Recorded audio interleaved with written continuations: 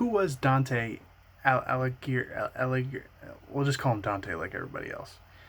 Dante was a 13th century Italian poet known best for his piece, The Divine Comedy. Most of what we know about him comes from him. He has written about himself and given personal information through some of his works. In a broader context, what did the atmosphere in which Dante wrote look like? And, arguably the most important question, why does Dante matter? What kind of impact has he made? Let's answer these questions, starting with the who, what, when, where, why, and how of Dante's life. Dante was born in springtime 1265 in Florence, Italy. His mother passed away when he was just 7 years old. He apparently fell in love 2 years later, when he was 9, to a girl he called the love of his life, Beatrice, some more Italian I'm not going to try to pronounce. That'll be a common theme of this video. The tragedy in this love story is that Dante's father arranged for him to be married to someone else when he was just 12. Dante had it kind of rough as a kid. He ended up marrying his arranged fiancée, Gemma Donati, sometime later and had 4 children. Dante was not formally trained to be a writer or a poet or a philosopher or any of these things he ended up becoming. He would have gone to a local school run by the Catholic Church, and it was here that he was exposed to philosophy and poetry. This exposure likely planted the seed that sprouted into Dante's epic works. After school, Dante became a pharmacist, which made a living for he and his family. He wrote poetry on the side to support his passion. During this time, tensions had built between the Pope and the Church and the Holy Roman Empire. Dante aligned with the Pope, who came out on top of the conflict. However, the prevailing powers after the conflict split into 2 factions, and Dante was now aligned against the more dominant of the 2 factions. He was sentenced to death at the stake, so instead of calmly following orders, he fled Florence, never to return. On that Easter weekend, with Dante on the run from his death sentence, he begins an almost infernal journey. He sleeps in a cold, dark forest, only to be awoken by terrible, beast-like wild animals, sending him through a cave on a punishing hike over a mountain. This journey would inspire his grand work, which I'll talk about later.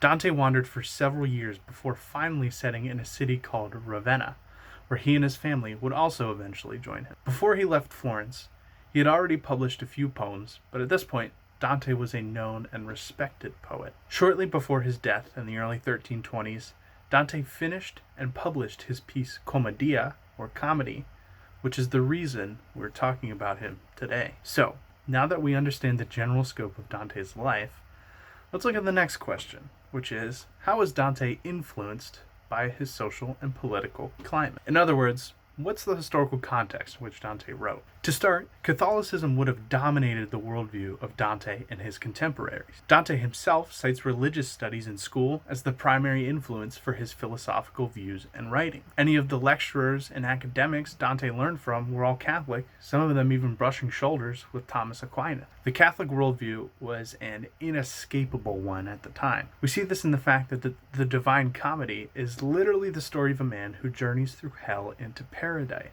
The political climate in Florence, as well as the greater region of Tuscany, also influenced Dante's artistic context. As I mentioned earlier, the Holy Roman Empire was, as the kids say, beefing with the papacy. Why did I say that? Those backing the empire were called the Ghibellines, and those backing the Pope were called the Guelphs.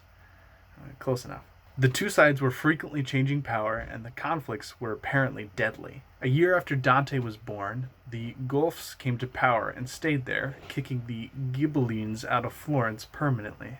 Why do I make myself read these names? During this time, Florence would have been a city ruled by a faction that had just won a war, meaning they looked to expand their control and influence. This attitude after the war, in which Dante grew up, would have caused him to be extremely proud of his city. Dante's attitude almost certainly reflected off of others around him in such a nationalistic atmosphere. With this idea in mind, we can see how painful it must have been for Dante to be exiled from Florence, never to return.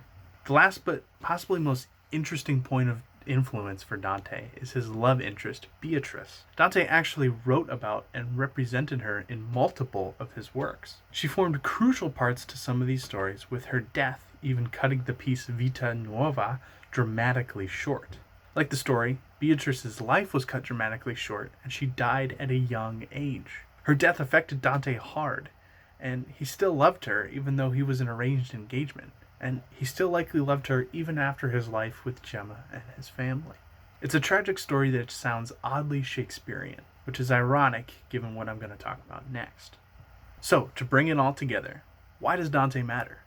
Obviously, he's had some kind of impact if we're still talking about him 700 years later. T.S. Eliot once said, "Dante and Shakespeare divide the modern world between them. There is no third."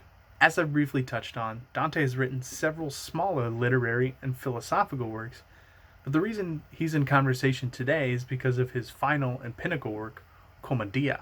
Italian poet Boccaccio referred to this poem as divine for both its religious nature, but also because it was that good.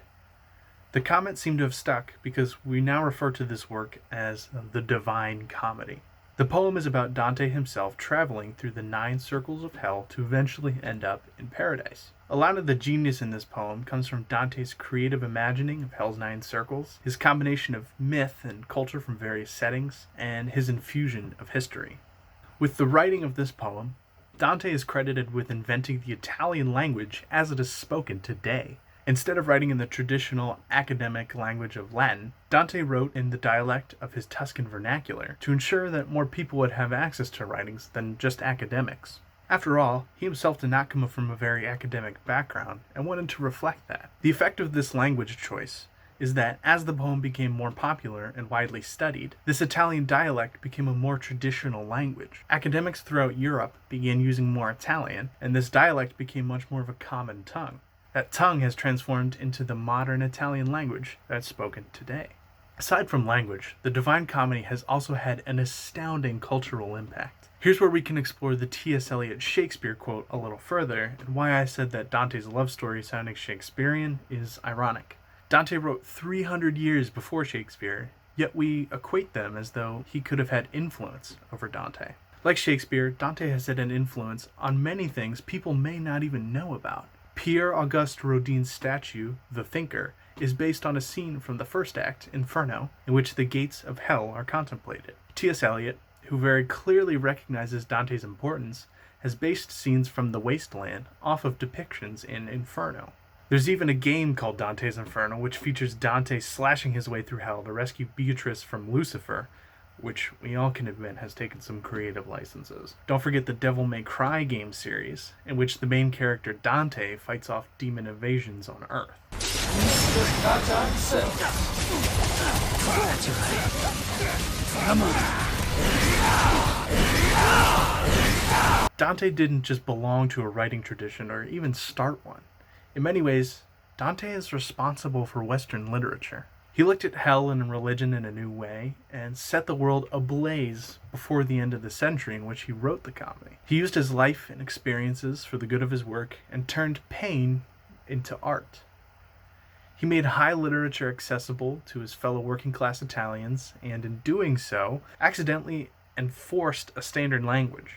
It's hard to put Dante's influence into the few pages of this script, but I hope this video gives you a better idea of what he has done. Thank you.